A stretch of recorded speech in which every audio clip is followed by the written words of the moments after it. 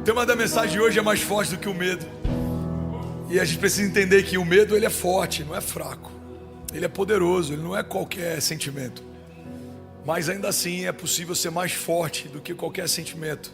Porque o sentimento, ele tem um ponto sensível. Sentimento é o que se sente, mas a tua identidade é o que se é. Então você sente medo, mas ainda é filho do leão da tribo de Judá. Alguém aqui? Você sente preocupação, você sente ansiedade. São sentimentos, sentimentos passam. Mas a nossa identidade foi firmada e é nela que a gente precisa firmar a nossa expectativa. A minha identidade está firmada em algo que foi estabelecido antes do que aquilo que eu sinto me alcançar. A minha alma está angustiada, isso é passageiro. A minha alma está alegre, isso é passageiro. Agora, quem eu sou? Eu sou quem Deus diz que eu sou. Eu tenho o que Deus diz que eu tenho. Eu posso o que Deus diz que eu posso. Alguém está comigo? Diga amém. Eu amo a citação de Napoleão Bonaparte. Ele falava que eu não tenho medo de um exército de leões que seja liderado por uma ovelha, mas eu tenho medo de um exército de ovelhas liderados por um leão. Porque a identidade do líder fala muito a respeito do que está se construindo. A gente precisa entender que existe um cabeça no corpo, e esse cabeça é o próprio Jesus. É Ele quem garante você, é Ele quem respalda você, é Ele quem sustenta você, é Ele quem fala por você. Então, por mais que existam vozes ao nosso redor, há uma voz sobre nós. Por mais que existam ruídos ao nosso redor, há uma palavra sobre nós. Alguém está pegando isso aqui? Diga amém. E a gente ouve isso tantas vezes que às vezes entra no modo automático. O entendimento de que há uma palavra sobre mim que antecede a minha existência deve gerar em mim segurança. O entendimento de que há uma promessa que ela foi estabelecida antes da crise chegar, antes do medo chegar, antes do sentimento chegar, antes da preocupação chegar, deve ser o nosso lugar de refúgio, é o nosso marco zero, é onde a gente volta quando tudo dá errado. Porque está tudo bem sentir medo, eu sinto, você sente, está tudo bem a gente ter preocupações, eu me preocupo, você se preocupa. Agora a gente precisa voltar para esse marco zero, é o lugar da gente recalcular a rota, como eu falei no último encontro. Esse lugar em que a gente volta e a gente se aquieta, e a gente se acalma, e a gente revisita palavras, a gente relembra promessas. É nesse lugar que Deus coloca as coisas no seu devido lugar. O problema é que quando a gente está correndo e está cansado, mas não busca nele renovo, a gente para no meio do caminho. Quando a gente está se movendo e está com medo, mas não busca nele coragem, a gente desiste. Então nem sempre o movimento é a melhor estratégia. Não é só sobre se mover. Não tem nada pior do que um tolo motivado. Não é só sobre correr, não tem nada pior do que chegar mais rápido em lugar nenhum.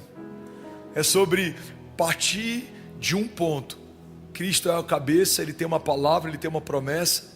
É nele que eu confio, é nele que a minha alma espera.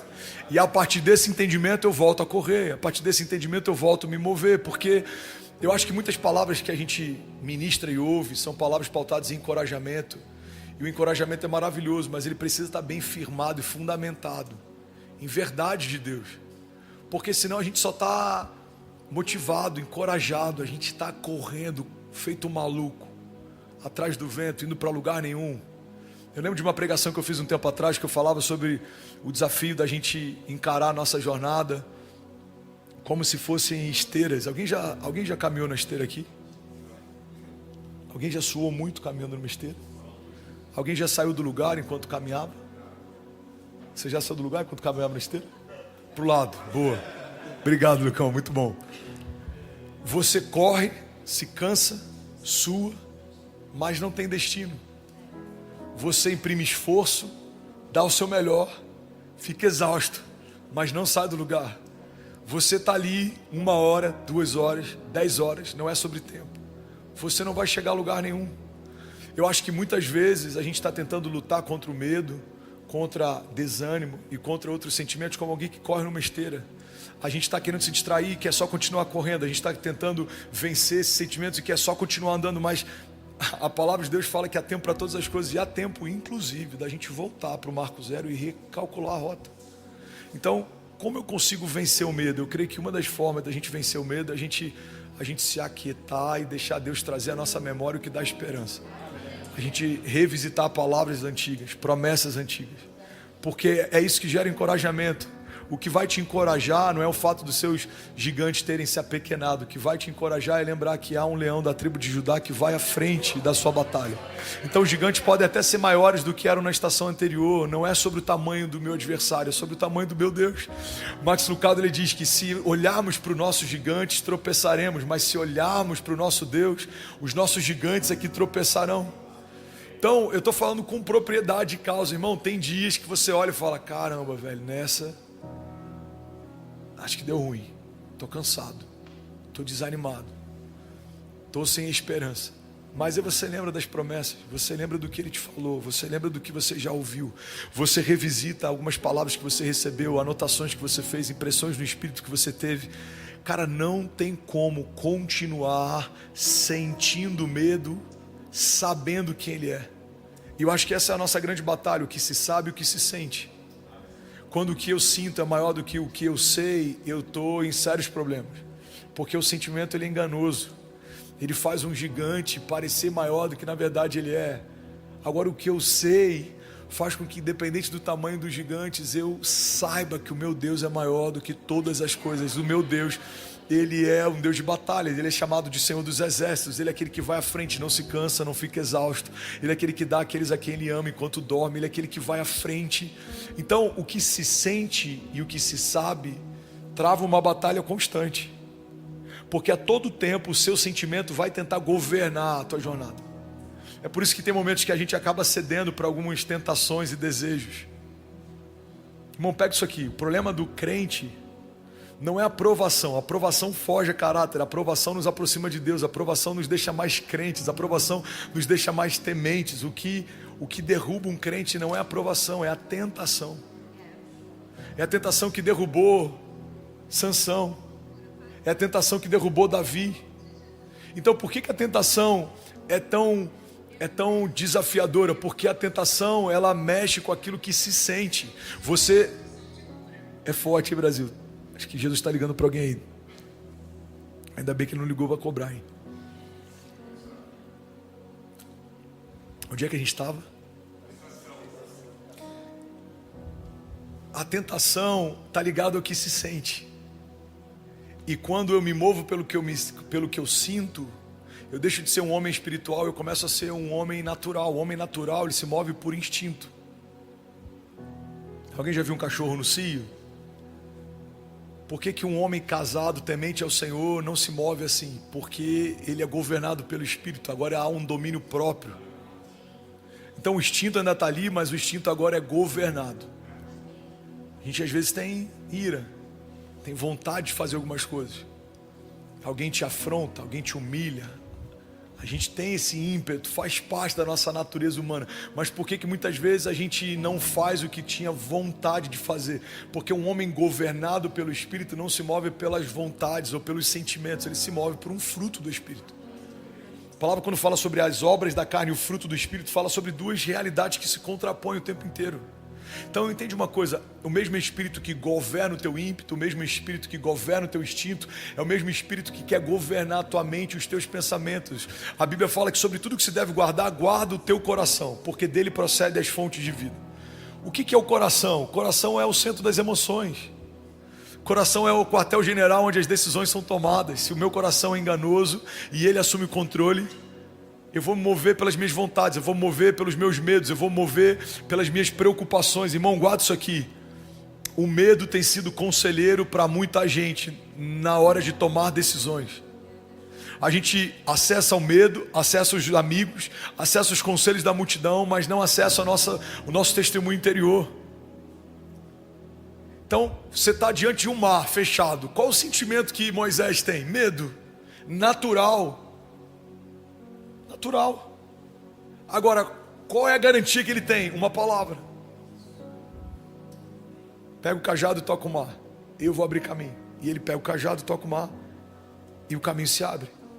Aí ele avança. Agora os exércitos estão vindo contra eles. O próprio Deus que abriu o caminho fecha caminho. E aí eles veem os inimigos morrendo afogados. E agora tem fome. Não, olha para o céu. Do céu vai vir pão. Agora eles têm sede. Não, toca na rocha. Da rocha vai vir água.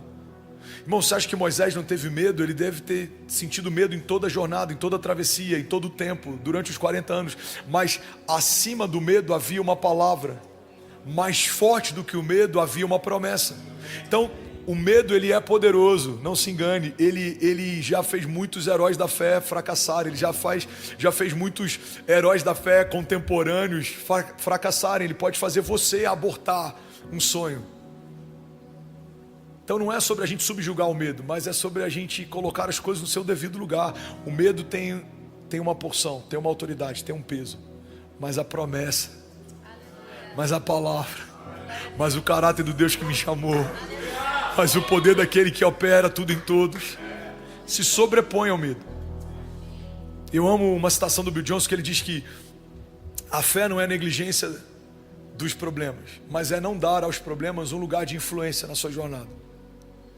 Então, a coragem não é uma negligência ao medo, não é fingir que o medo não existe, mas é não se mover apesar do medo. O medo não vai me fazer tomar decisões, o medo não vai me fazer diminuir expectativas ou definir os meus limites. Irmão, eu amo falar sobre isso porque eu já errei várias vezes de várias formas, mas é muito difícil eu não me mover por uma palavra ou por uma promessa ou por uma impressão por conta do medo.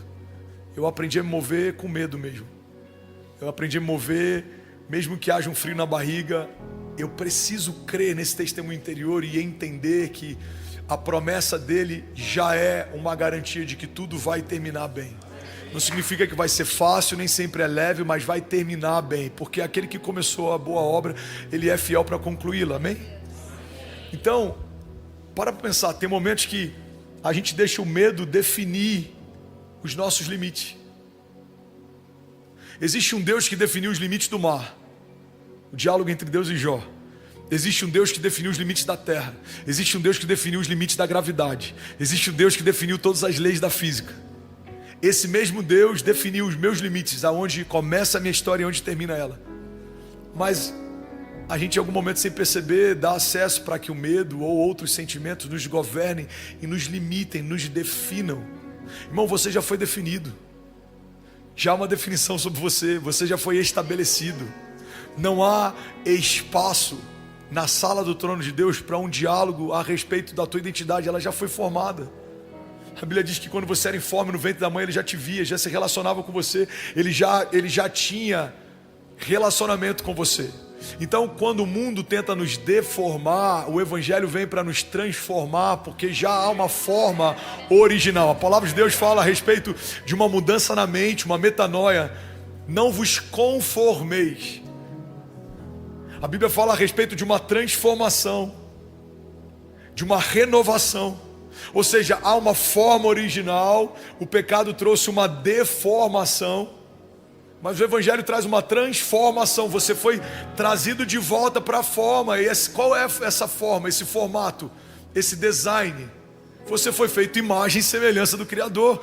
É o inferno que treme quando você se posiciona. É o inferno que treme quando você entende. É o inferno que treme quando você se move, não o contrário. Mas eu estou ministrando para você, ministrando para mim. Tem muitos momentos que a gente esquece quem é, e por esquecer quem é, esquece o que carrega, e por esquecer o que carrega, a gente tem medo do futuro. Futuro é um termo, é uma palavra, é uma verdade, é um princípio que deve encorajar os cristãos e não amedrontá-los. Quando a palavra futuro é citado, você fica... É porque esse termo em inglês é muito bom, excited, você fica, em português a tradução fica muito ruim. Você fica empolgado, você fica animado, ou você fica preocupado, angustiado. Se tem algo que o cristão deveria manejar bem, a ponto de liderar em qualquer momento, é o futuro. O mundo deveria olhar para a gente e falar assim: olha, eu até discordo de algumas coisas no culto à linguagem, a roupa, as músicas, mas uma coisa a gente tem que reconhecer. Ninguém lida com o futuro como o povo de Deus. A palavra de Deus diz que a mulher sábia, ela olha para o futuro e sorri.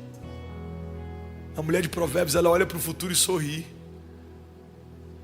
A palavra fala que nós recebemos uma unção profética. A partir desse desígnio profético, o que a gente faz? Liga e desliga, irmão. Ligar e desligar não é constatação de passado, é definição de futuro. Você está declarando: essa porta vai se fechar, essa janela vai se abrir,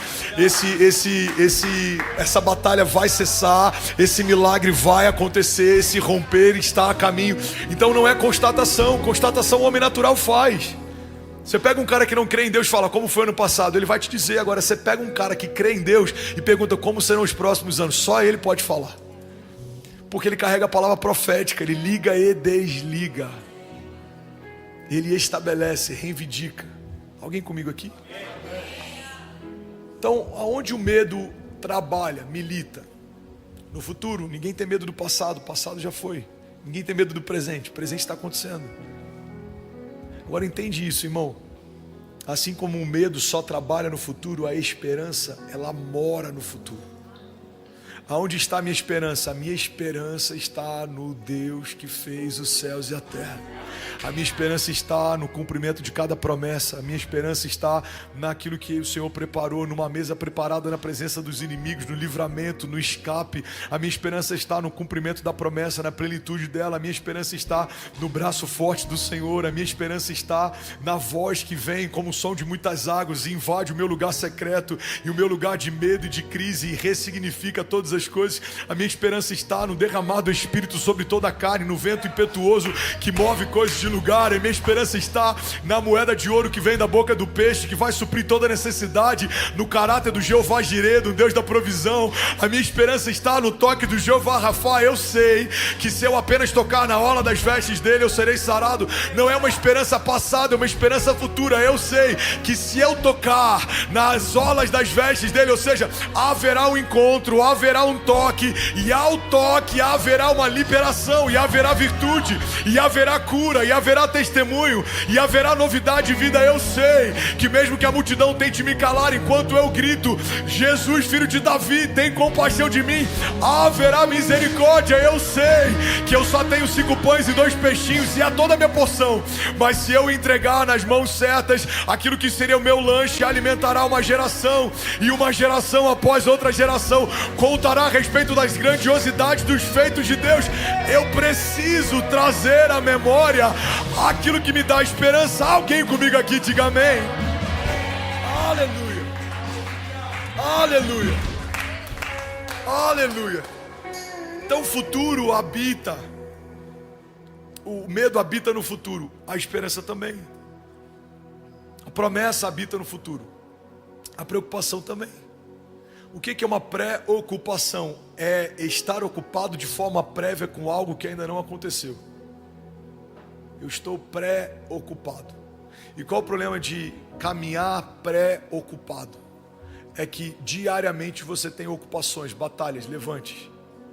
Então quando o levante de hoje te encontra, ele te encontra exausto porque você já está socando o vento, tentando lutar com o gigante de amanhã. A gente trata problemas que não são como se já fossem, e às vezes não consegue tratar milagres que não são como se já fossem. Então o gigante nem chegou, mas eu estou com medo dele chegar. A crise não chegou, mas eu estou com medo dela chegar. O problema não aconteceu, mas eu estou com medo dele acontecer. Não. Vamos tratar o que não é como se já fosse. Para o lado bom, a boa notícia ainda não chegou, mas vai chegar. O médico ainda não disse que teve cura, mas ele vai dizer. A porta ainda não se abriu, mas vai abrir. Alguém comigo aqui? A provisão não chegou, mas está a caminho. Ele não é homem para que minta, nem filho do homem para que se arrependa. Se ele disse que vai acontecer no céu, já aconteceu. Eu preciso crer nisso, e eu preciso descansar na certeza de que isso é uma verdade. Se não é só alegoria, fé não pode ser alegoria, irmão. Fé não pode ser alegoria. Não, eu acredito que vai acontecer. A gente vive dizendo para todo mundo que crê em milagres, mas faz de tudo para não depender de um. Eu me tornei viciado em me mover em estações que eu dependo de um milagre. E se ele não fizer? Se ele não fizer, eu fecho minha Bíblia, eu abro mão da minha jornada, eu vou fazer outra coisa, porque não dá para ser crente em Cristo Jesus, caminhar debaixo de uma palavra dele e em temor, e não ter uma confiança de que está a caminho a minha resposta. Porque o Senhor conhece o nosso coração. Guarda isso aqui.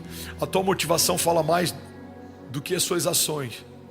Então eu prefiro errar com a motivação certa, porque o Senhor que conhece a pureza do meu coração recebe como oferta até o meu erro feito de forma ingênua, singela, do que quando eu faço algo com consciência de que não é o que Deus espera de mim, mas para todo mundo soa como puro. Irmão, o coração do homem é enganoso, mas Deus caminha nesse lugar.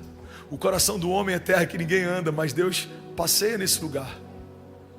Então o que ele espera de mim? Eu creio que ele espera ver em mim o ímpeto de um filho corajoso debaixo de uma palavra, mais do que alguém que fica falando que é zeloso, mas na verdade talvez seja só um medroso travestido de alguém,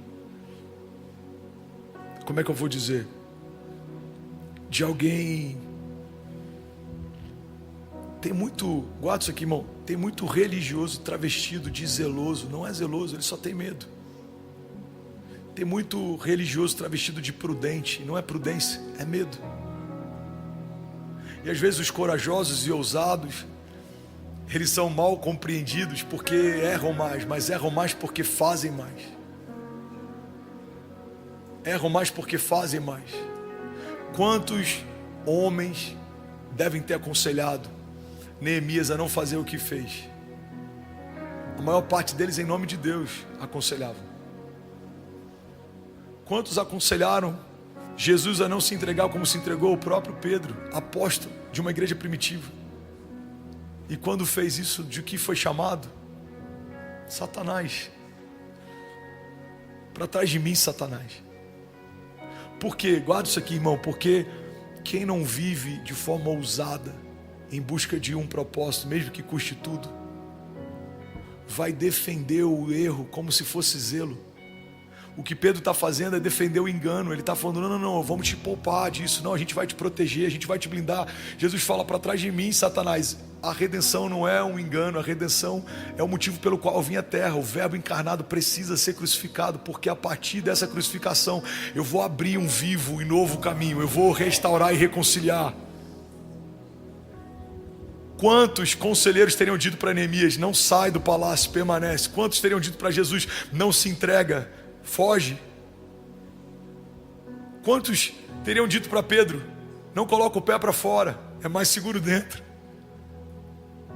Eu não sei ao certo quantos tinham, mas se estavam só os discípulos, eram 12, e só um voltou molhado para dentro do barco, mas só um voltou com uma memória de como é andar sobre as águas com o mestre.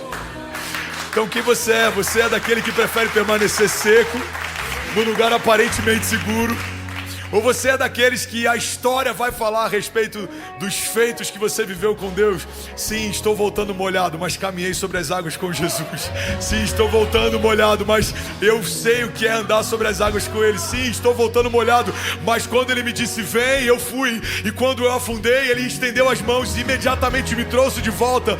Porque é melhor ver uma mão estendida do Senhor me trazendo de volta para o lugar que eu deveria permanecer do que nunca ter estado nesse lugar. Irmão, guarda isso debaixo da unção do Senhor. Somos mais fortes que o medo. O medo, ele existe, ele está ao nosso redor, ele vem tentando nos abater, mas há uma palavra que chegou primeiro, há uma promessa que se estabeleceu primeiro.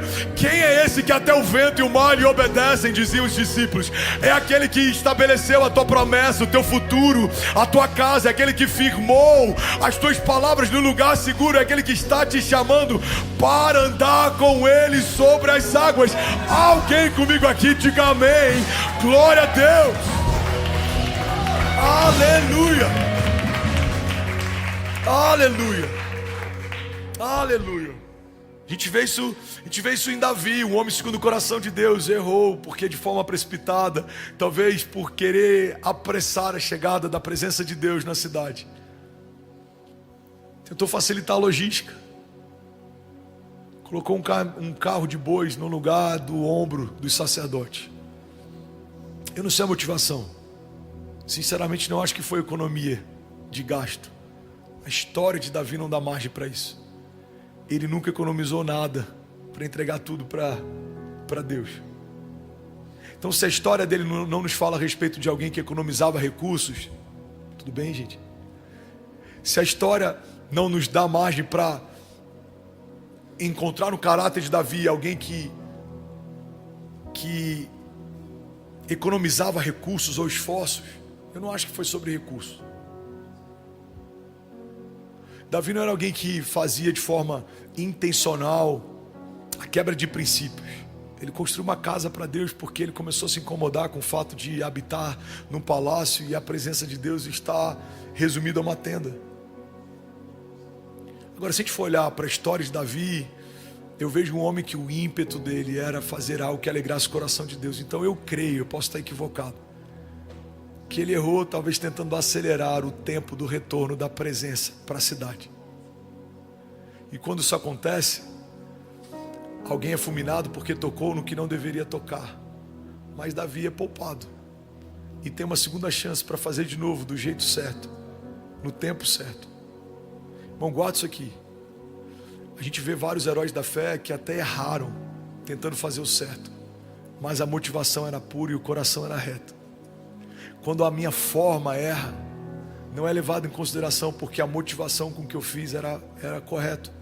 Mas quando a minha forma parece reta aos olhos dos homens, mas a minha motivação, ela não é agradável aos olhos de Deus, isso é muito preocupante. Ser mais forte que o medo significa se mover de forma ousada debaixo de uma palavra, mesmo que me custe tudo, mesmo que em alguns momentos eu tropece, mesmo que em alguns momentos eu fale, mesmo que em alguns momentos eu me canse, mesmo que em alguns momentos eu desanime. Eu preciso trazer a memória e recomeçar. Por quê? Porque há uma palavra de Deus estabelecida sobre mim que é mais forte do que as circunstâncias, do que os tropeços, do que o que está ao meu redor, do que a força dos ventos, do que o volume dos ruídos. Há uma palavra de Deus que me garante. Davi era um homem segundo o coração de Deus, e ele nos ensina um princípio. Ele fala: mesmo que eu ande por um vale de sombras e morte, mal nenhum eu temerei, porque tu, Senhor, estás comigo. Cara, o cenário é tenebroso, existe morte ao redor, ou pelo menos a sombra dela, mas a garantia do salmista é a certeza da presença de Deus. Então o lugar não é o melhor, a presença ao meu redor não é a melhor presença, o que me cerca não é talvez o melhor ambiente para eu estar, mas uma coisa eu me garanto: o Senhor está comigo, Ele está no meio do vale, Ele vai me levar a pastos verdejantes, Ele vai me guiar mansamente em águas tranquilas, o cajado dele me protege, Ele me respalda, Ele me guia. Alguém comigo aqui, diga amém. E é sobre isso que eu queria falar nessa noite, sobre caminharmos debaixo desse entendimento de que existe uma palavra de Deus, existe uma promessa de Deus, e existe uma característica no caráter de Deus que nos garante: Ele é fiel. Ele é fiel. As circunstâncias mudam, mas Ele continua sendo fiel.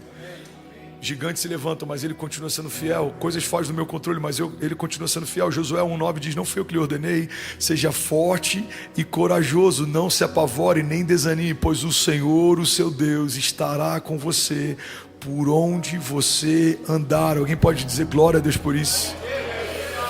O entendimento que a gente precisa ter é que o nosso adversário, ele odeia tudo que a gente carrega de precioso. Satanás odeia as tuas promessas, Satanás odeia a tua identidade, Satanás odeia a tua família, Satanás odeia o teu destino profético. E é por isso que ele sempre vai militar contra isso.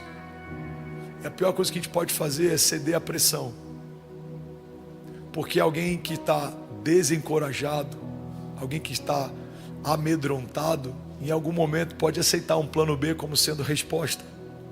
Eu lembro que eu estava num voo alguns anos atrás e aí conseguiram um lugar para mim perto da porta de emergência.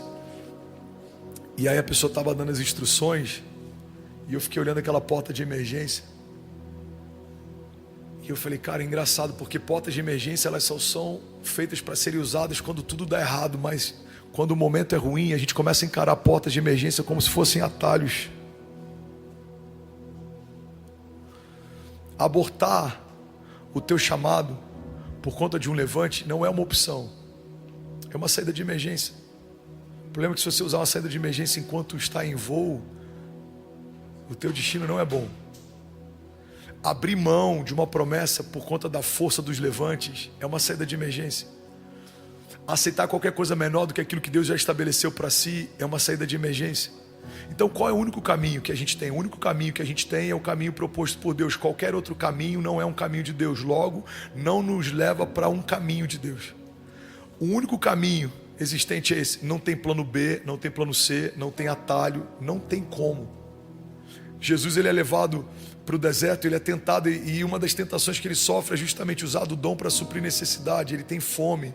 Satanás, ele estimula para que ele use do dom para fazer com que pedras virem pão. Ele fala: nem só de pão vive o homem, mas de toda a palavra que sai da boca de Deus. Irmão, o medo nos faz usar do dom para suprir necessidade. O medo nos faz abortar promessas porque a gente quer um caminho mais fácil. O medo nos faz abrir mão de primogenitura por causa de prato de lentilha. O medo nos faz negociar o negociável. O medo nos faz aceitar o inaceitável. Agora, quando eu trago de volta para o centro da minha história a minha identidade, as promessas que o Senhor me fez, não dá para aceitar qualquer coisa menor do que aquilo que Ele me prometeu.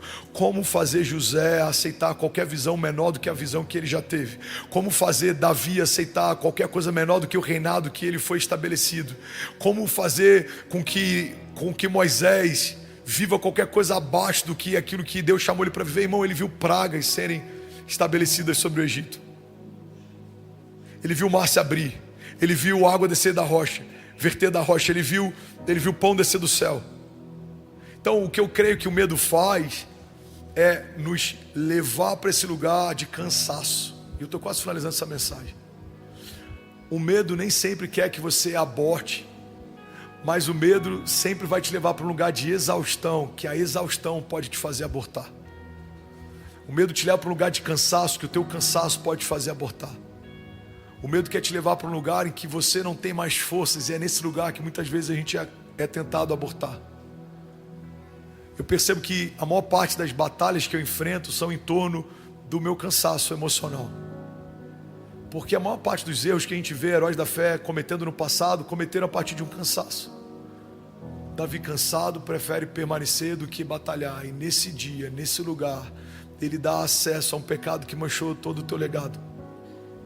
A gente vê o cansaço fazendo com que Abraão abra a mão da espera de uma promessa pura e gere um filho de uma precipitação. O cansaço ao longo da espera fez o pai da fé se precipitar. Irmão, pega isso aqui. O cansaço ao longo da batalha faz o homem segundo o coração de Deus pecar. Então não dá para eu e você acharmos que o cansaço em nós ele encontra imunidade. Não, a gente não é imune ao cansaço. Então eu creio que a maior parte dos medos que a nossa geração tem enfrentado é só um lugar que nos leva ao cansaço. Tem muita gente desanimada, tem muita gente cansada, tem muita gente prostrada, tem muita gente frustrada. E esse lugar é um lugar perigoso, porque é nesse lugar que a gente entrega os pontos, é nesse lugar que a gente abaixa a guarda, é nesse lugar que a gente desiste, é nesse lugar que a gente aborta. Alguém comigo? Tem muitas pessoas que você conheceu no início da tua jornada que abriram mão da jornada de fé. Não é porque elas amavam a Jesus menos do que você ama. Talvez algumas delas até amavam mais. Mas elas não souberam lidar com o cansaço. Elas não souberam lidar com a frustração, com a prostração, com a exaustão. Eu preguei no último encontro sobre resiliência. Eu acho que essa é uma zona de graça que a gente precisa desenvolver. A resiliência me faz permanecer de pé, mesmo que eu sinta medo. A resiliência me faz permanecer crendo, mesmo que tudo diga que não. A resiliência me faz permanecer meditando nas promessas, mesmo que toda hora chegue uma notícia ruim. A resiliência é quase como se fosse uma teimosia santa. Eu tô tão, como é que eu posso dizer? Decidido em permanecer confiando até que aconteça, que pode ser o que for, pode vir o que vier, pode ser quem for, eu permaneço guardando a esperança viva, eu permaneço confiando naquilo que o Senhor me mostrou, porque tudo que está ao meu redor pode passar, mas as palavras do Senhor, elas não passarão. Então eu creio que nesse lugar a gente recebe renovo, é nesse lugar que a gente recebe vida, é nesse lugar que flui vitalidade. Você só precisa permanecer um pouco mais, confiar um pouco mais, caminhar um pouco mais, você só precisa meditar um pouco mais, você só precisa se cercar um pouco mais de amigos, você só precisa meditar um pouco mais na palavra, porque quando o cansaço vai, a esperança brota como renovo. É como um broto que ele volta a florescer no meio de uma árvore podada. Não sei se você já me ouviu falando sobre isso, mas O termo renovo vem de rebento. Rebento é aquela folha, aquele galho que insistentemente volta a brotar num lugar que foi cortado. Se você andar pelo rancho aqui, você vai ver alguns lugares que a gente podou e você vai ver galhos cortados.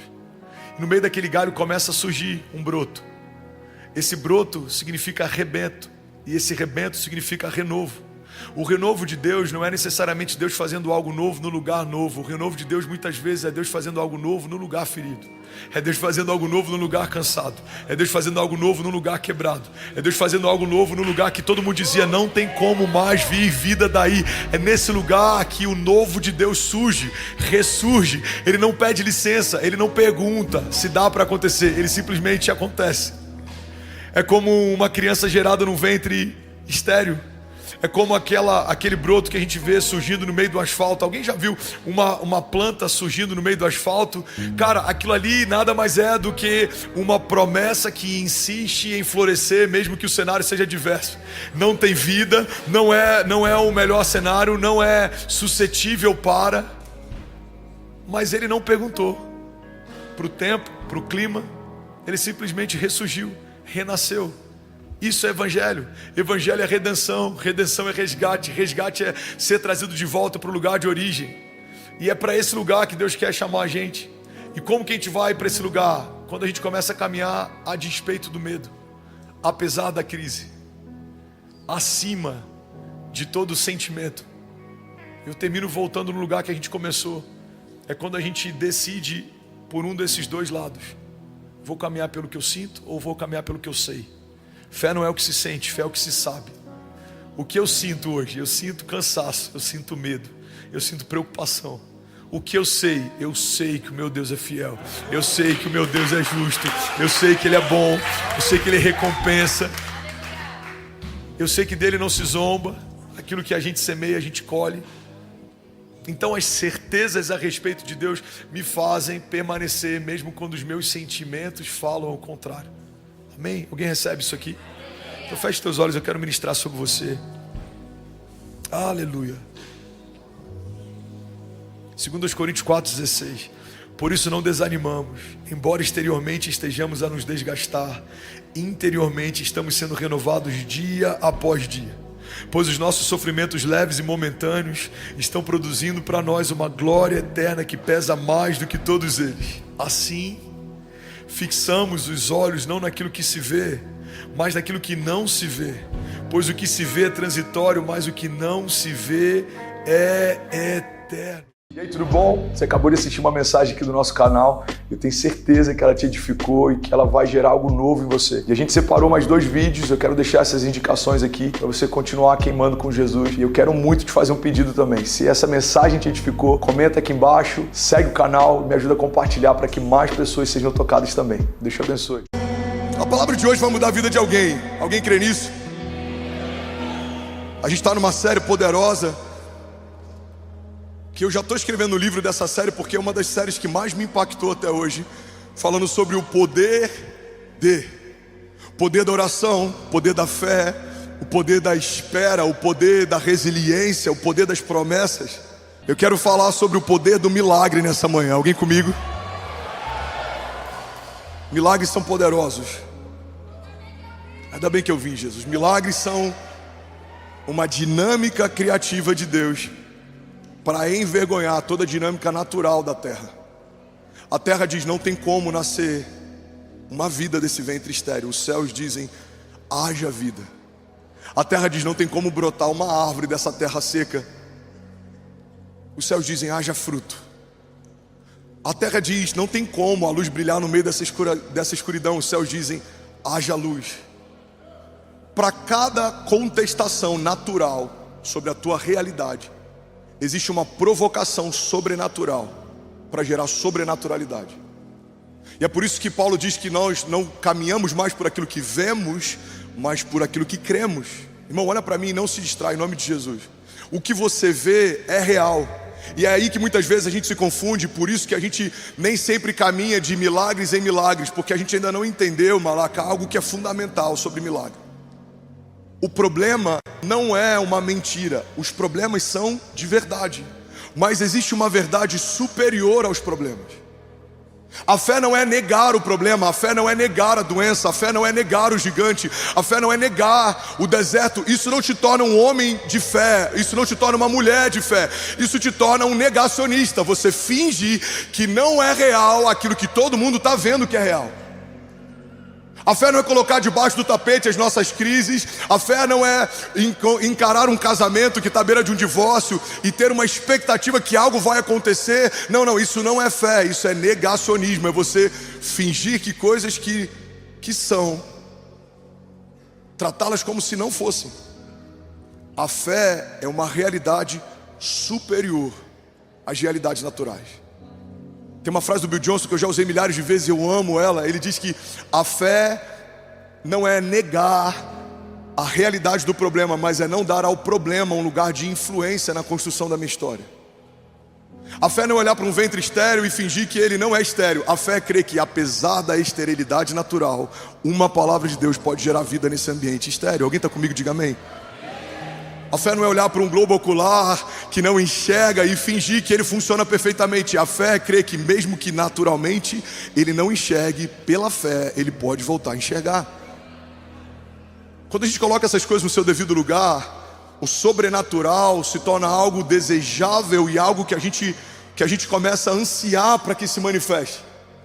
Porque tudo que é natural é palpável, e tudo que é palpável é inferior àquilo que Deus reservou para nós. A Bíblia diz que os nossos sofrimentos leves e momentâneos estão acrescentando em nós uma glória eterna que pesa mais do que todos eles. Irmão, guarda isso: todo deserto tem um peso, mas todo milagre no meio do deserto pesa ainda mais. Alguém está comigo?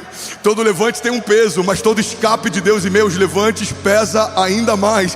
A glória no meio dos homens tem um peso, mas a glória de Deus sobre o homem pesa ainda mais.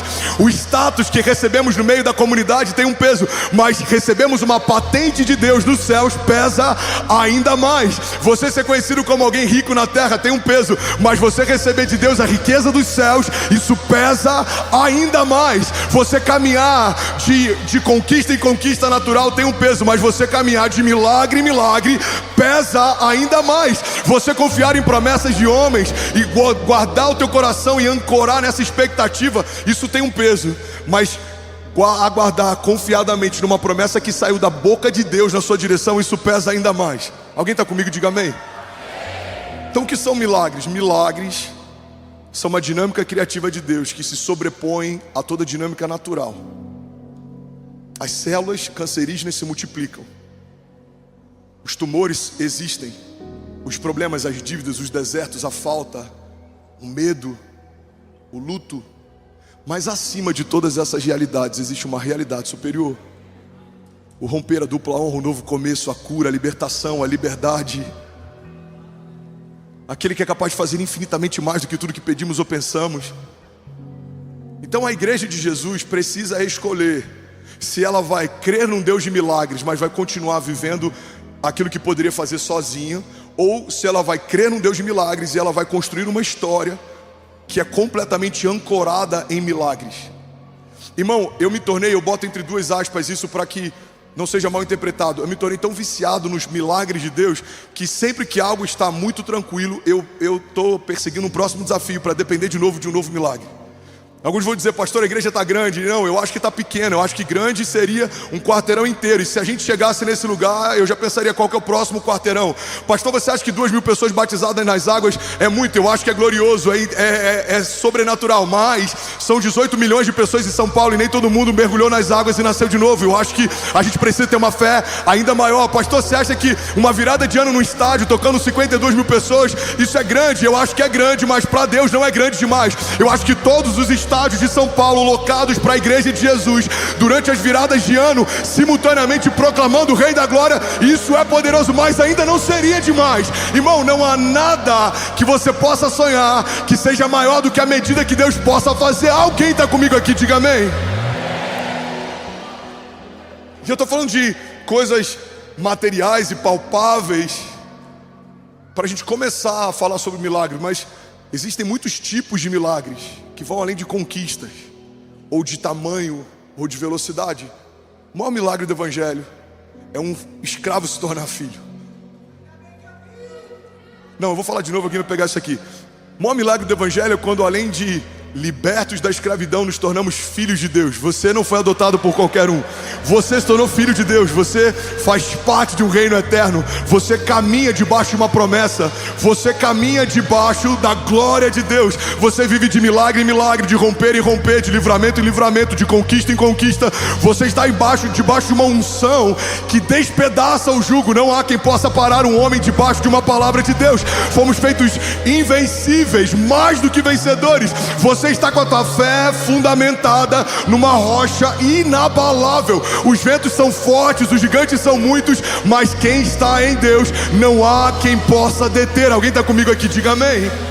Olha o que diz a palavra de Deus em Salmos 37, 18. O Senhor cuida da vida dos íntegros, e a herança deles permanecerá para sempre. Em tempos de adversidade não ficarão decepcionados, e em dias de fome desfrutarão de fartura. Alguém pode dizer glória a Deus por isso? Irmão, pega isso aqui.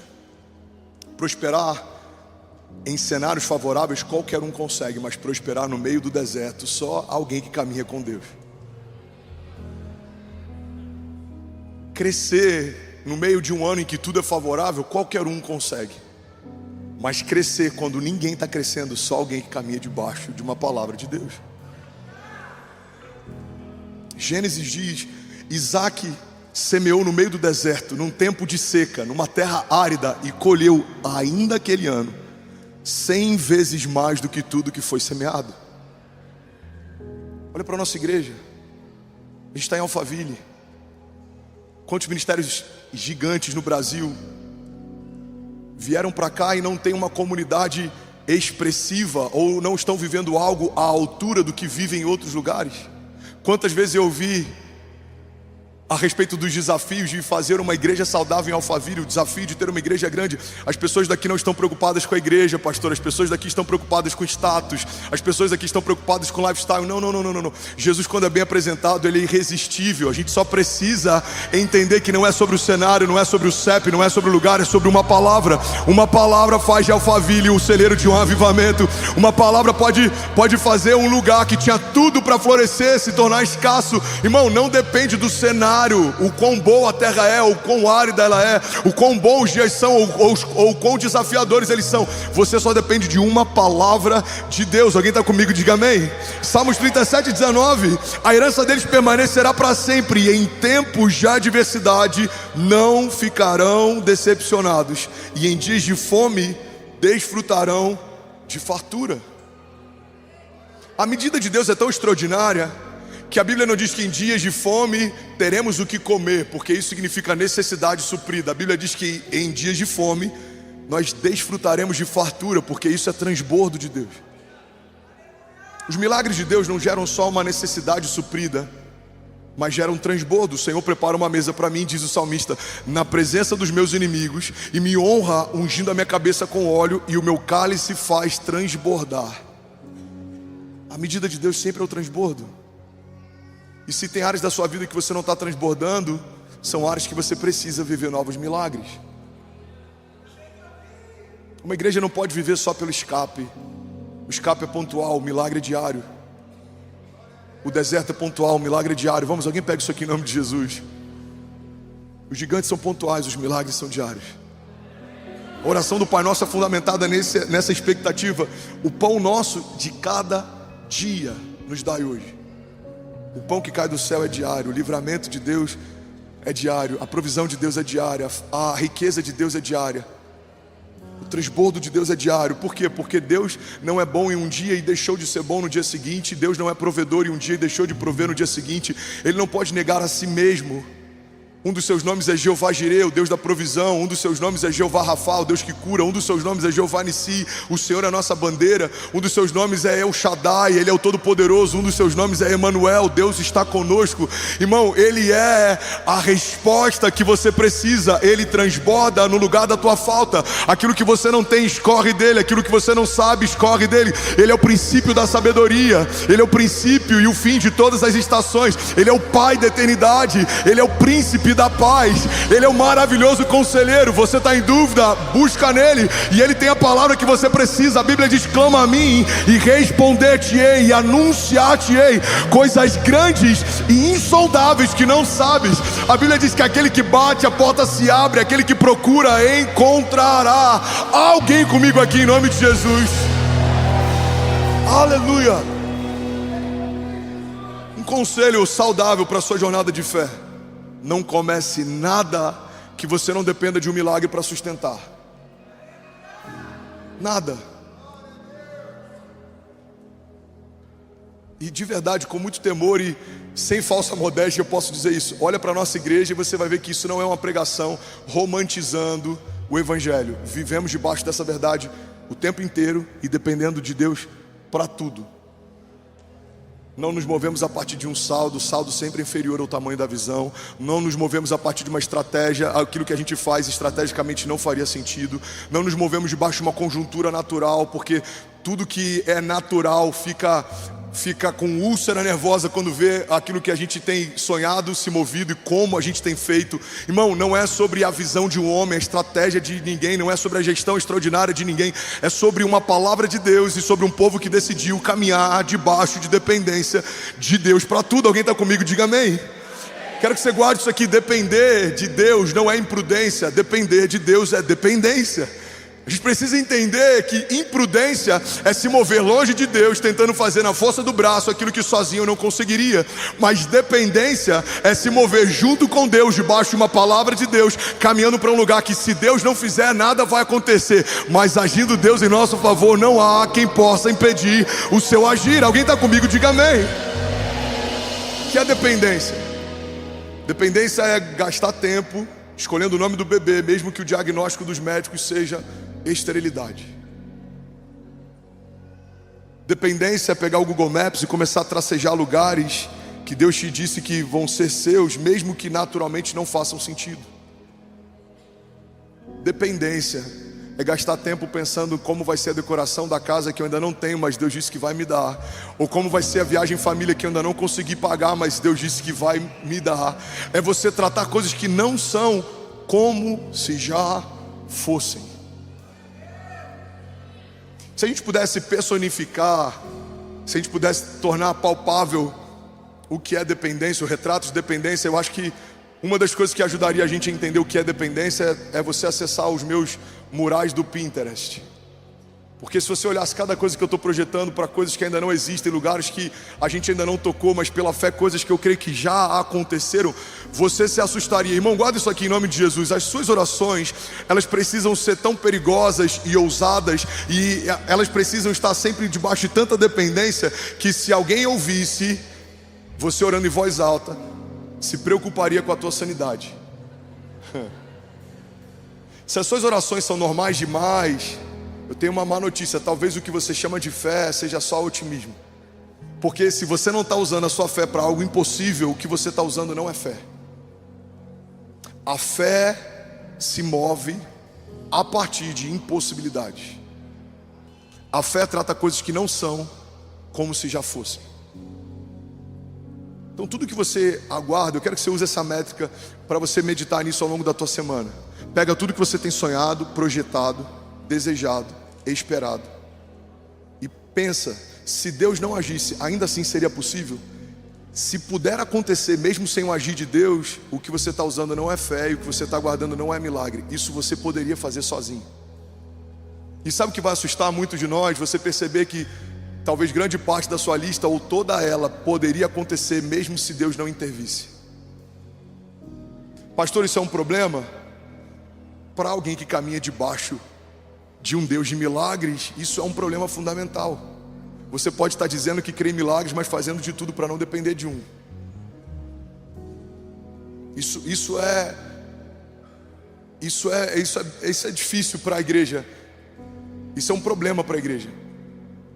Se tudo que você deseja viver poderia acontecer sem uma intervenção de Deus, talvez o tamanho dos seus sonhos tenham se diminuído para caber dentro daquilo que os seus braços conseguem fazer. Olha o que a Bíblia diz: maldito é um homem que confia em outro homem e faz dele a força do seu braço. Muitos usam essa passagem fora de contexto para dizer que a Bíblia nos ensina a não confiar em ninguém, mas não é isso que a Bíblia está dizendo. A Bíblia está dizendo que você não pode confiar em outra pessoa a ponto de tornar a força dele a sua expectativa. Ou seja, eu estou me garantindo em alguém. Tem um político que falou que se ele entrar, eu estou resolvido. Não, eu tenho um tio que falou que assim que eu terminar a faculdade eu estou contratado. Não, eu tenho um amigo que ele falou que assim que eu conseguir resolver isso, ele vai... Não, irmão, guarda isso aqui. Não ancore a tua expectativa em nada que é vulnerável, passageiro e falível. Tem muita gente ansiosa porque está ancorando a tua expectativa em algo que não tem ingerência, em algo que não tem firmeza. Billy Graham dizia que um dos motivos pelos quais andamos ansiosos é porque ancoramos a nossa expectativa em qualquer coisa que não seja Deus e os seus milagres. Quando você ancora a tua expectativa em algo que não seja o próprio Deus, você vive ansioso. Será que o mercado vai prosperar? Será que essa porta vai se abrir? Será que o contrato vai ser assinado? A gente está sempre preocupado com o será. Mas alguém que escolhe caminhar debaixo de dependência com Deus, ele já se alegra antes da porta se abrir, ele já se alegra antes do contrato ser assinado. Por quê? Porque tratamos coisas que não são como se já fosse. Alguém está comigo aqui? Diga amém. Irmão, a gente já olha no Google Maps alguns lugares no entorno da igreja. A minha preocupação já é como vai ser a logística do estacionamento. Como a gente vai fazer os pais que vão deixar o filho no Kids andarem tanto até o outro lado da esquina. Pastor, mas já é nosso? Ainda não, mas já é. Alguém está comigo? Ainda não, mas já é.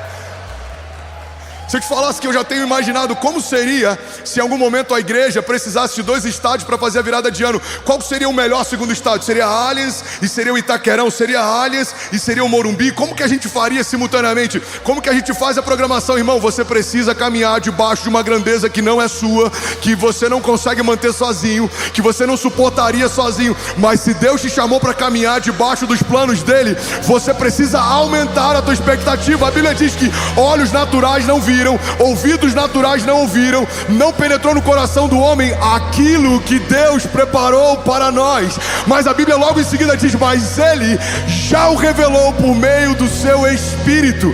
Existe uma palavra de Deus liberada por Deus para você, que está no reino espiritual, e você precisa persegui-la. E no momento que você encontrá-la, você precisa aguardar até que se cumpra aquilo que Deus prometeu. Alguns vão dizer: você é louco, não faz sentido. Mas você está tão preocupado em viver a vontade de Deus que não tem mais espaço para a opinião e para a crítica dos outros. Irmão, alguém vai dizer: por que tão grande, por que tão rápido, por que agora? Você vai dizer: amigo, desculpa, eu estou preocupado demais em caminhar debaixo de uma palavra de Deus. Eu não tenho tempo para opiniões humanas. Neemias está construindo a primeira estratégia do inferno para tentar parar Neemias. Enviam mensageiros para distraí-lo. Neemias, querem conversar com você lá embaixo. A resposta de Neemias: eu estou ocupado demais com um projeto de Deus. Avisa que eu não posso descer. Os mensageiros voltam. E aí, o que Neemias disse? Ele disse que ele está ocupado demais, ele não pode descer. Não, tenta convencê-lo, vai lá de novo. Aí, levam de novo mensageiros. Os mensageiros voltam com o mesmo convite: Neemias, vamos descer para trocar uma ideia? Para a obra rapidinho. Não precisa ser tão rápido. Eu acho que você está empolgado. Vamos conversar um pouco? Aí ele responde pela segunda vez a mesma resposta da primeira: estou ocupado demais com algo que Deus me confiou. Irmão, cuidado para que as distrações não se tornem mais tóxicas na sua construção, na sua jornada de fé, do que as retaliações. Guarda isso aqui em nome de Jesus. Tem gente que está parando mais por causa de distração do que por causa de retaliação. Porque toda proposta que o inferno te faz parece muito com uma promessa que o céu te fez. Quando Jesus ele é tentado, a Bíblia diz que ele é tentado por 3 vezes no deserto. Ele acaba de ser batizado, o Espírito repousa sobre ele. Uma voz do céu diz que ele é meu filho amado em quem eu tenho o meu prazer. Ele está 40 dias jejuando, orando. Ou seja, ele está encharcado de unção, de santidade, de autoridade. Ele não tem espaço para nenhuma crise na sua identidade. O pai acabou de dizer: esse é o meu filho em quem eu tenho o meu prazer. O ministério de milagres dele ainda não começou, ele ainda não estava performando em milagres, mas a identidade do filho já estava tão clara para ele, para o povo, que não havia espaço para dúvida. A primeira tentação de Satanás é: se você é o filho de Deus, dá uma ordem para que essas pedras se transformem em pão. Irmão, a primeira coisa que o inferno tenta fazer é colocar em dúvida algo que Jesus já sabe. Mas se Jesus foi tentado assim, imagina eu e você. A primeira coisa que o inferno vai tentar fazer na tua segunda-feira é fazer você ter dúvidas sobre algo que você já sabe. Porque o inferno sabe que uma distração mata mais do que uma retaliação. As retaliações nos deixam atentos, as distrações nos fazem abaixar a guarda. Uma distração fez Davi, no período em que os reis iam para a guerra, permanecer no palácio, e isso trouxe uma mancha que nunca mais foi removida da sua casa e da sua família. Uma distração fez Sansão deitar no colo da mulher errada e se transformou num palhaço, mesmo tendo sido gerado por Deus para ser o libertador de um povo. Uma distração fez Noé ficar embriagado e a sua nudez exposta pelos seus filhos. Uma distração fez com que reinos fossem divididos. Uma distração fez com que profetas perdessem a unção de Deus. Uma distração fez com que Saul, se movendo pela vontade dos seus soldados e pelo medo dos seus guerreiros, fizesse algo que não havia sido ungido por Deus para fazer, e por conta disso foi retirado até o que ele já havia recebido. O reinado foi removido de Saul, porque ele fez o que não deveria ter feito. Uma distração fez Uzá tentar segurar a arca da aliança, e por conta do seu posicionamento com falta de reverência, ele foi fulminado instantaneamente. Uma distração fez tantos homens extraordinários de Deus não viverem o extraordinário de Deus. Talvez a nossa maior distração seja se mover por uma agenda natural, ao invés de se mover por uma agenda dos céus. Talvez o que para você parece zelo seja só falta de fé. Você é zeloso demais, prudente demais. Quem sabe você na verdade só não está confiando de menos. Irmão, guarda isso aqui em nome de Jesus. A fé significa não ter todas as perguntas respondidas e ainda assim se mover com convicção. A fé significa não ter o saldo que precisa, mas ainda assim projetar um futuro que foi falado por Deus. A fé significa tratar coisas que não são como se já fossem. A fé é uma dinâmica de antecipação. A fé significa, mesmo que os meus olhos não veem, eu creio, e porque eu creio sem ver, certamente os meus olhos verão. A fé significa você fazer projetos de futuro com Deus, mesmo sem ter o recurso de amanhã, porque ontem já foi te confiada uma palavra. Irmão, eu não tenho hoje, mas amanhã eu vou ter. Eu não sei como fazer hoje, mas amanhã eu vou saber. Eu não consigo acessar hoje, mas amanhã eu vou acessar. Por quê? Porque se Deus disse que vai acontecer no céu, já aconteceu. Alguém comigo aqui em nome de Jesus? Você pode celebrar Jesus no seu lugar. Vamos, se alguém está recebendo isso aqui, será que você pode fazer barulho? Aleluia. Romanos 1,17 diz assim: porque no Evangelho é revelada a justiça de Deus, uma justiça que do princípio ao fim é pela fé. Como está escrito: o justo viverá pela fé. Você pode declarar isso em nome de Jesus? Diga: eu e a minha casa viveremos pela fé. Muitas vezes, eu já falei sobre isso, mas pode ser novo para alguém. Alguém está recebendo algo de Deus aqui? Diga amém. Muitas vezes o entendimento desse texto faz a gente acreditar que viver pela fé significa sempre viver a partir de um livramento. Como é que você está vivendo? Eu estou vivendo pela fé. Mas você faz o que Deus não te pediu para fazer, você entra em portas que Deus não te pediu para entrar, você abre negócio que Deus não te pediu para abrir, as coisas estão indo de mal a pior, mas a gente fala: não, eu estou vivendo pela fé. Não, viver pela fé não significa viver só pelo escape. Viver pela fé não significa viver de crise em crise, mas crendo que de alguma forma, por algum motivo, as coisas vão terminar bem. Não, você não está crendo, você está se iludindo. Viver pela fé, no original, nesse texto, significa um tipo de fé que dá origem a algo que não existe. Quando a Bíblia diz que o justo viverá pela fé, significa que o justo, o homem de Deus, vai viver a partir de uma dinâmica criativa que estabelece o que não existe. Esse é o chamado profético da igreja. É profetizar um caminho que não existe e se mover a partir do que foi profetizado. É profetizar uma colheita que não existe e semear com lágrimas, crendo que vai colher com alegria. É profetizar a partir do que não existe, mas pelos olhos da fé, já tratando as coisas que não são como se já fossem. É profetizar o que não existe, mas crendo que mesmo que os nossos olhos não consigam ver, em algum momento vai acontecer. Irmão, isso para o mundo é loucura. A Bíblia diz que para o mundo é loucura, mas para nós que cremos, esse é o poder de Deus. Aquilo que para o mundo é loucura, para nós que cremos, é o poder de Deus. O problema é quando o poder de Deus para nós que cremos começa a parecer loucura. Cara, eu acho que isso é loucura. Aí eu acho que já foi longe demais. Eu acho que crer nisso aqui é loucura. Isso daí já está caro demais, rápido demais. Mas a pergunta é: o que seria demais para um Deus que pode todas as coisas, que é dono do ouro e da prata, que é o Pai da eternidade, que não se atrasa, que não se cansa, que não fica exausto? Um Deus que não é gente. Irmão, Deus não é gente. Ele não é limitado. Ele não se submete a ninguém. Por não ter ninguém superior a si, por quem jurar, a Bíblia diz que ele jura por si mesmo. Ele promete e ele garante o que prometeu.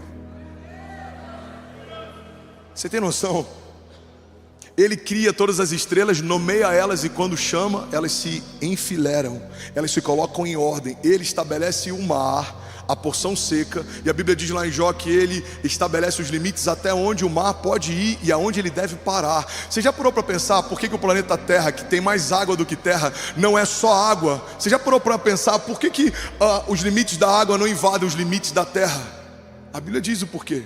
Porque Deus disse até onde você pode ir, e a partir daqui você não pode mais.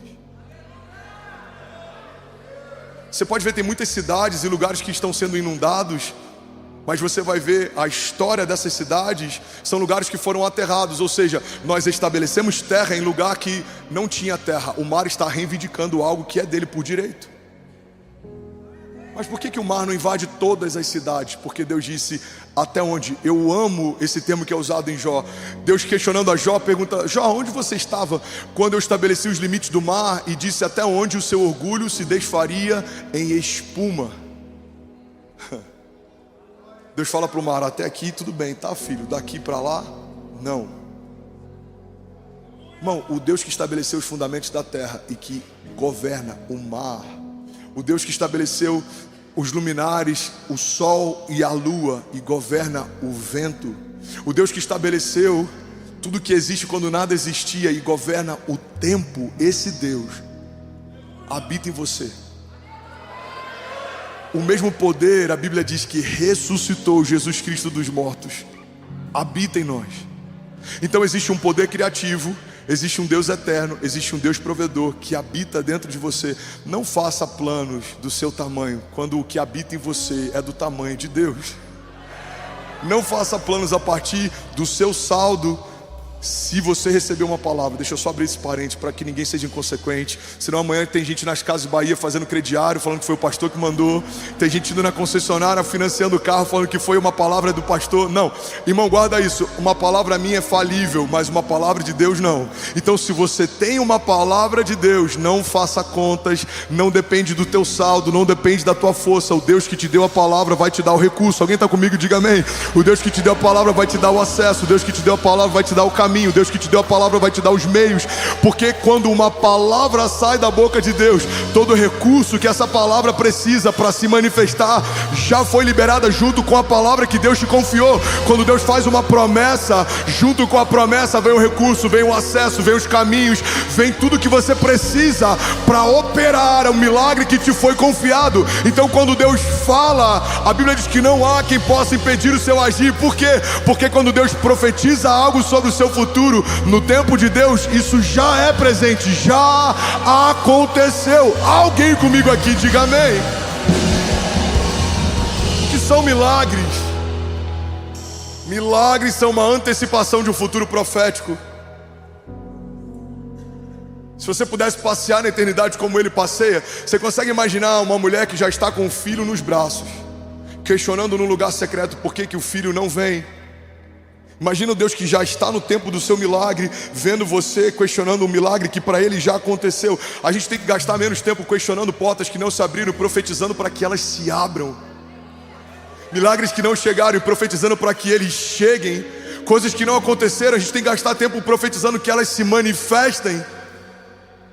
Você pode ver, irmão, 90% do que eu profetizo quando fecho os olhos no nosso momento de oração, de 2 anos para cá até hoje, faz 2 dias atrás, a gente completou 2 anos aqui em Alphaville, dia 28 de agosto, a gente completou 2 anos aqui em Alphaville. Você pode pegar qualquer culto online, qualquer gravação, todas as orações e momentos em que a gente profetizou nesse púlpito, falavam de coisas que a gente já está vivendo e se tornaram naturais, cotidianas.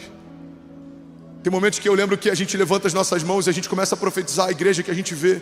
Eu vejo uma igreja que reúne estados do Brasil, eu vejo o epicentro de uma onda de avivamento nacional, eu vejo um celeiro, eu vejo um lugar que vai batizar milhares de pessoas em nome do Pai, do Filho e do Espírito Santo. Eu vejo um seminário teológico que vai tocar dezenas de milhares de pessoas na nação. Eu vejo, irmão, você precisa colocar para fora os sonhos que Deus está colocando dentro de você. Você precisa profetizar sobre vales de ossos secos, porque não há nada tão ressequido que não possa voltar a viver depois de uma palavra que saiu da boca de Deus. O profeta é levado diante de um vale de ossos secos, e a pergunta de Deus para ele é para questionar, é para entender qual é o nível de entendimento profético que ele tem. A pergunta que Deus faz para aquele profeta é: por acaso esse vale de ossos secos pode voltar a viver? Naturalmente o profeta diria: impossível. Os ossos estão ressequidos, estão mortos há muito tempo, não há vida pulsando aqui. Mas ao invés dele dizer o que ele acha, ele devolve para Deus e fala o que Deus pensa. Ele fala: Senhor, tu sabes. Irmão, guarda isso aqui. Quando você estiver diante de um vale de ossos secos em alguma área da tua vida, não gasta tempo falando o que você pensa, gasta tempo perseguindo o que Deus acha. Porque às vezes a gente fica lançando sobre vales de ossos secos opiniões. Eu acho que esse casamento não tem mais jeito. Eu acho que essa empresa não tem mais jeito. Eu acho que o meu filho não tem mais jeito. Eu acho. Mas o profeta não falou o que ele pensava. O profeta questionou a Deus o que Deus pensava sobre. Profeta, esse vale de ossos secos pode voltar a viver? Senhor, tu sabes. Aí vem a ordem de Deus: então abre a tua boca e profetiza. Pela segunda vez ele tem a oportunidade de opinar. E pela segunda vez ele abre mão de opinar e declara o que ele ouviu de Deus. Ele diz assim: ó, vale de ossos secos, ouçam o que diz a voz do Senhor. E quando ele fala o que ele ouviu Deus falar, os ossos voltam a viver. Irmão, guarda isso aqui em nome de Jesus. Você precisa falar o que ouviu Deus falar, se você quer ver o que Deus prometeu para você. Tem coisas que Deus prometeu e elas estão aguardando uma voz de comando, mas você não vai falar o que você sente, porque fé não é o que se sente, fé é o que se sabe. Você vai falar o que ouviu de Deus. Você precisa profetizar sobre o teu casamento o que Deus falou sobre ele, não o que você sente sobre ele. Porque se nós fôssemos profetizar sentimento, a gente ia acelerar o término de muitas coisas. A Bíblia não diz que quando a terra era sem forma e vazia, lá em Gênesis 1, Deus olhou para a escuridão e ele disse o que ele sentia. A Bíblia diz que Deus olhou para a escuridão e disse o que ele gostaria de ver. Ele diz: no meio de um cenário de escuridão, haja luz. No meio de um cenário em que nada existia, que haja vida e que se multiplique segundo a sua espécie. A dinâmica criativa de Deus para gerar novos milagres é não falar o que eu sinto, não falar o que eu penso, é falar o que eu quero ver. Você vai abrir a tua boca e vai profetizar, e aquilo que hoje é uma profecia, em algum momento vai se tornar realidade. E você vai caminhar de milagre em milagre, de glória em glória, de romper em romper. E você não vai conseguir viver de nenhum outro jeito, senão dependendo de uma palavra de Deus para tudo. Você vai se mover e as portas vão se abrir, não porque você é bom, mas porque a presença que você carrega abre portas por onde você caminha. Você vai se mover por vales de sombra e morte, e mesmo que haja vales de sombra da morte ao teu redor, você não vai temer mal nenhum, porque o Senhor está com você.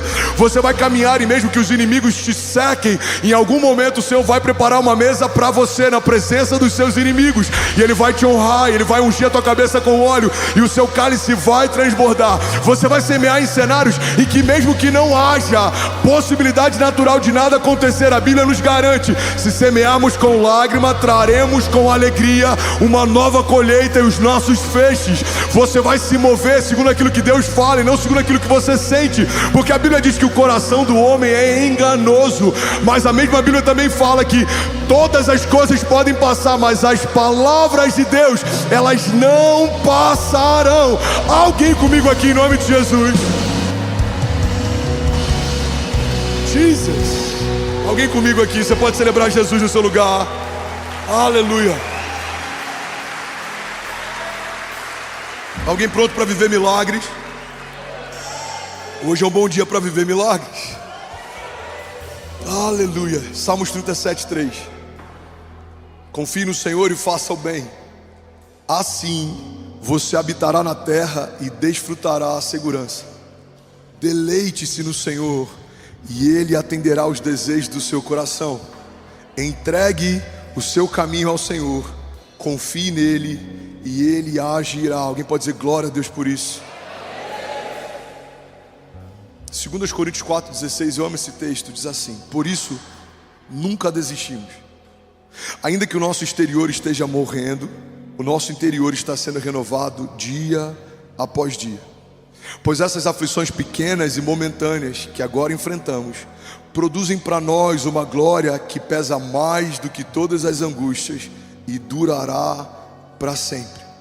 Portanto, não olhamos para aquilo que agora podemos ver, mas ao invés disso, fixamos o nosso olhar naquilo que não se pode ver. Pois as coisas que agora vemos logo passarão, mas as que não podemos ver durarão para sempre. Alguém pode dizer glória a Deus por isso? Levante suas mãos, recebe essa palavra. Hebreus 10:36 diz: vocês precisam perseverar, de modo que quando tiverem feito a vontade de Deus, recebam o que Ele prometeu. Salmos 27:14, e espere no Senhor, seja forte, tenha coragem, espere no Senhor. Salmos 9:9 diz: o Senhor é refúgio para os oprimidos, Ele é uma torre segura na adversidade, e os que conhecem o seu nome confiam em ti, pois tu, Senhor, jamais abandonam os que te buscam. Salmos 16:8 diz: eu sempre tenho o Senhor adiante de mim, com Ele à minha direita, jamais serei abalado. Josué 1:9 diz: não fui eu que lhe ordenei, seja forte e corajoso, não se apavore nem desanime, pois o Senhor, o seu Deus, estará com você por onde você andar. Você pode celebrar Jesus e ficar de pé no seu lugar. Quero profetizar sobre você. Vamos. Levante suas mãos, feche teus olhos em nome de Jesus. Feche teus olhos, eu quero que você levante as suas mãos. E eu quero que você esqueça o lugar onde você está agora. Não é um auditório, você não está em Alphaville. Nós estamos diante do Deus do impossível. E a Bíblia diz que agindo Deus em nosso favor, quem impedirá o seu agir? Nós estamos diante do Deus de milagres.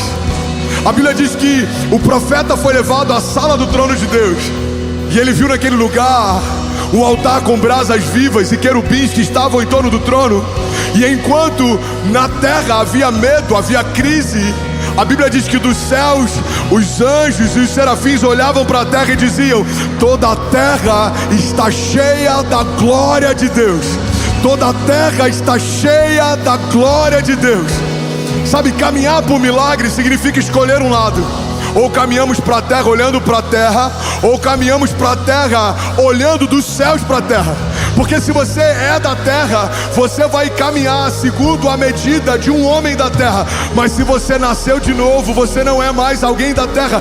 Você é um homem dos céus, que caminha debaixo do poder dos céus. E milagres não são algo que vai acontecer pontualmente, não. Agora é a tua nova dinâmica de fé, é o teu novo estilo de vida.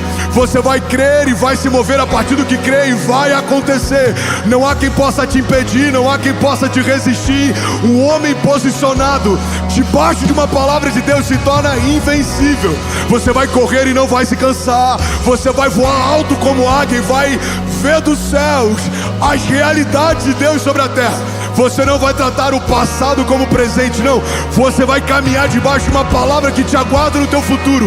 Você vai crer, se Deus disse que vai acontecer, eu creio, já aconteceu. E aí, tudo bom? Você acabou de assistir uma mensagem aqui do nosso canal. Eu tenho certeza que ela te edificou e que ela vai gerar algo novo em você. E a gente separou mais 2 vídeos, eu quero deixar essas indicações aqui para você continuar queimando com Jesus. E eu quero muito te fazer um pedido também. Se essa mensagem te edificou, comenta aqui embaixo, segue o canal e me ajuda a compartilhar para que mais pessoas sejam tocadas também. Deus te abençoe. Uma das coisas que eu mais ouço, pastor, Deus me deu uma nova direção. Não, peraí, vamos começar. Porque se de fato a primeira foi Deus quem deu e a segunda também, Deus é bipolar. Tem um dos capítulos do meu livro que se chama Cartas de um Deus Bipolar. Pega essa chave, irmão. Paulo diz o seguinte, olha, vocês são como cartas escritas pelo próprio Deus. Não com tinta, mas ele está dizendo, vocês são como cartas vivas, enviadas por nós. Paulo está dizendo basicamente o seguinte, tudo que vocês viverem vai falar por vocês além daquilo que vocês falam. Não entendi ainda, pastor, eu vou te explicar. Irmão, o que a gente fala não é tão levado em consideração quanto aquilo que a gente faz. Tem uma frase, eu não lembro de quem é o autor, que ele diz o seguinte, as suas atitudes falam tão alto que eu não consigo ouvir a tua voz. A tua atitude fala tão alto que eu não consigo ouvir a tua voz. O que Paulo está dizendo? O que vocês vão viver vai se tornar a sua mensagem. Vocês se tornaram a mensagem. Faz sentido até aqui? Diga amém. Ele fala, e essa mensagem está sendo espalhada. Ou seja, Paulo está dizendo, quando o André se torna uma carta de Deus, tudo que André viver, as pessoas vão ler Deus falando através do André. O problema, irmão, é que se Deus deu uma direção para o André e 3 semanas depois, 2 meses depois, essa direção mudou, o mundo vai entender que essas cartas são escritas por um autor bipolar. Porque uma hora fala, avança, e outra hora fala, desiste. Uma hora fala, eu tenho pensamentos com a tua família. Outra hora fala, eu abortei o projeto da tua família. Eu tenho pensamentos com o teu ministério. Outra hora fala, cara, desiste, o teu ministério não vai acontecer. Irmão, olha para mim. A grande verdade é que nem toda a direção que a gente diz que é de Deus, de verdade foi de Deus. Mas é justificável. Uma das coisas que mais bloqueia um atendimento pastoral é quando alguém chega e fala, pastor, eu tenho uma direção de Deus. Para mim, acabou ali o gabinete. Por quê? Porque quem sou eu para contestar o que Deus disse para você? A gente se blinda por esse pseudo direção de Deus, porque a gente não quer que ninguém influencie naquilo que na verdade a gente quer fazer. Então, pastor, Deus me deu uma direção, eu preciso sair do ministério. Ei, Deus te deu essa direção? Ou você só quer se blindar? Porque se Deus falou, quem vai desfazer o que Deus falou? Pastor, eu vou parar porque Deus me deu uma nova direção. Não, irmão, talvez, eu vou dizer só talvez, Deus não tenha te falado para fazer algo novo. Talvez é você que está desistindo, mas quer revestir de espiritualidade a tua desistência. Então não é caráter, é demônio. Não é desistência, é uma nova direção. Não, irmão, a gente precisa entender que tem muitas coisas que a gente está deixando para trás. A gente está deixando de viver. A gente está deixando de romper. A gente está deixando de experimentar. Por quê? Porque aceitamos a possibilidade de viver abaixo daquilo que Deus já declarou que viveríamos. A gente precisa entender, irmão, e assumir a nossa parcela na responsabilidade. Somos nós que ressignificamos o que Deus pode, a partir daquilo que a gente já viu Deus fazer. Então eu já vi Deus fazendo isso e eu consigo crer que Deus pode fazer isso de novo. Mas se eu não vi Deus fazendo outras coisas, eu não consigo imaginar como seria. Por quê? Porque eu quero colocar Deus no tamanho da experiência que eu já tive. Irmão, Deus não cabe dentro das nossas caixas. Tem uma história de um pescador, e essa história é interessante, ela é fictícia, eu espero pelo menos que seja. O cara estava pescando e ele percebeu que um outro pescador ao lado dele, num rio aqui no Colorado, larguei Colorado só porque eu imagino que lá tem rio no Colorado, não tem? Deve ter, whatever. Não deve ter ninguém no Colorado aqui.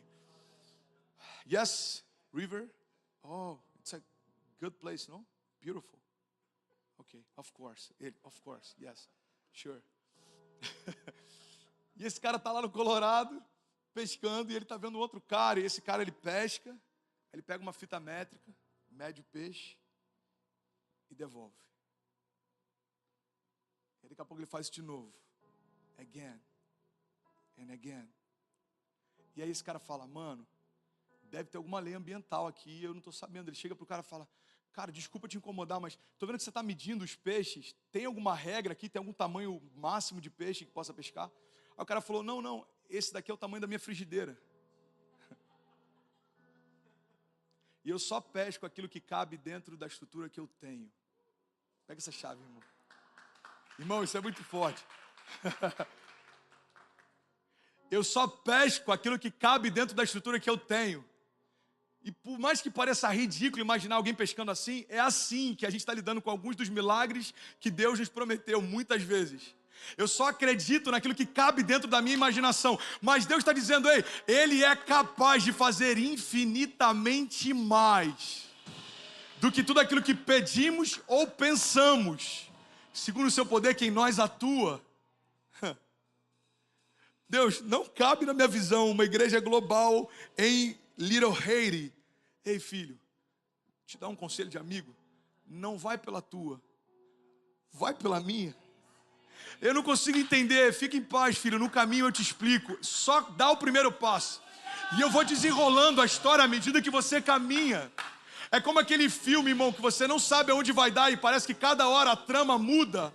A gente ama bons filmes assim, mas a gente não consegue celebrar quando Deus está fazendo assim na nossa história, porque a gente quer parar tudo no meio da história e falar, não, peraí, me explica para onde você está me levando. Porque se eu não entender o final da história, eu não vou mais andar. E Deus está falando, ei filho, você não vai entender o que eu tenho para você, porque não faz sentido hoje. Então continua caminhando, não faz sentido, irmão, recebe isso em nome de Jesus. A gente tem que ter a autorresponsabilidade de assumir os nossos problemas, as nossas mazelas, da gente governar as nossas tempestades, da gente dar ordem, ao nosso caos. Mas depois que a gente resolve isso, a gente tem que abrir mão do controle, deixar Deus fazer o que só Ele pode fazer, irmão. Só Deus poderia fazer 90% do que você já viveu até aqui, irmão. E eu vou ser muito sincero. Tem um dos caras que está aqui que eu lembro que quando ele se apresentou, ele falou, pastor, vim do norte, estou trazendo a minha empresa para cá. E eu vendo gelo na neve. Eu falei, como assim, mano? Gelo na neve? Eu vendo açaí numa das partes mais frias da América. Irmão, a gente já viu Deus fazendo coisas sobrenaturais o tempo inteiro. Tem uma pessoa que faz parte da nossa igreja, eu não vou citar, mas eu lembro que esse cara chegou a primeira vez e falou, pastor, eu estou aí, o que você precisar. Eu falei, tá bom, fica à vontade. Olê, conecta ele aqui, ele quer servir com a gente. Aí, semana seguinte eu cheguei, ele estava aqui de roupinha de academia, ajudando a montar os andaimes. E aí, mano, como é que você tá? Tudo bem? Ah, pastor, estou bem e tal. O que você precisar, estou aqui. Eu falei, beleza.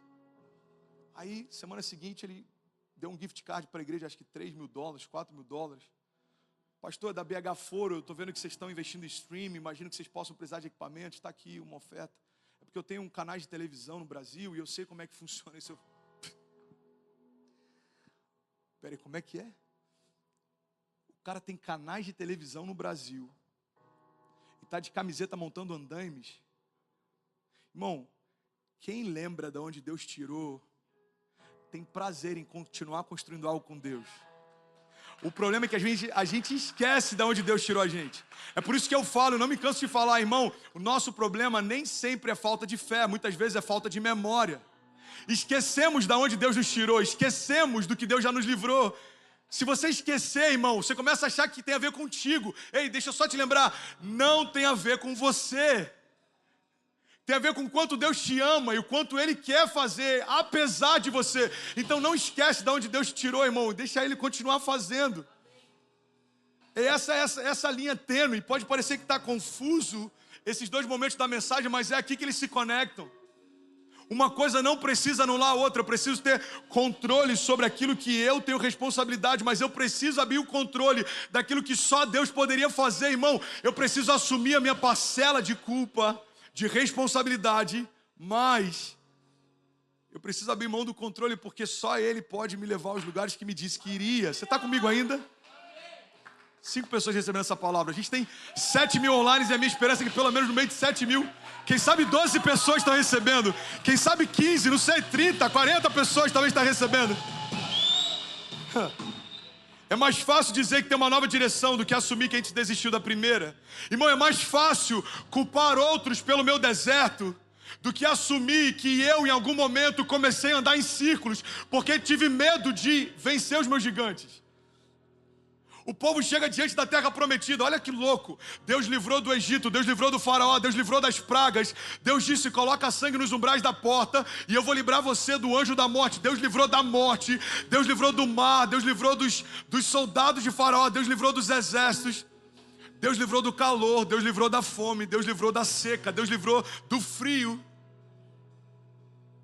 Mas quando chega diante da terra prometida, eles não conseguem confiar que Deus vai livrar eles do gigante também.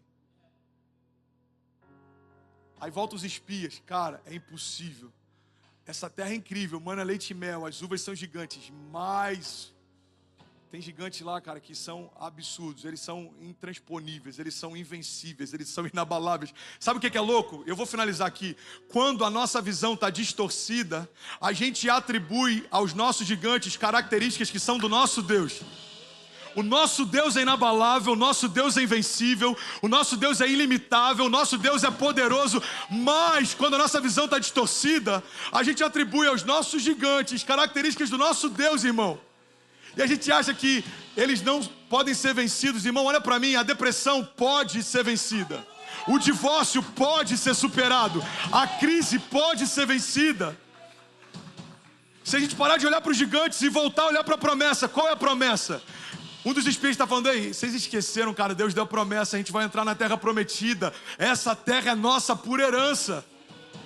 Alguém tem que despertar a gente e falar, irmão, você esqueceu, Deus já tinha dito, os gigantes já faziam parte, mas a despeito dos gigantes, existe uma promessa.